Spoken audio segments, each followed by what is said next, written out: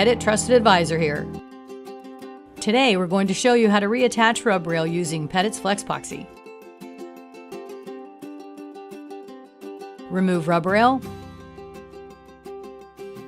then remount loose debris, and wipe clean with acetone. Attach the mixing tip onto the cartridge. Then fill the holes. Note the color change as parts A and B are mixed together.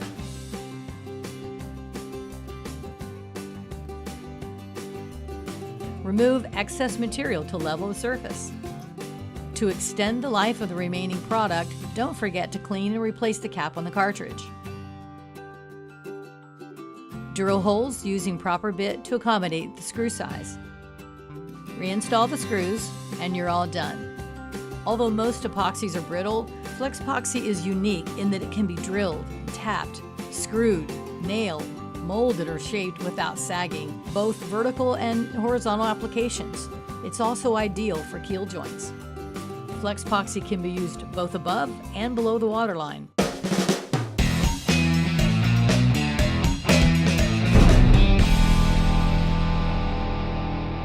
For more information, visit pettitpaint.com.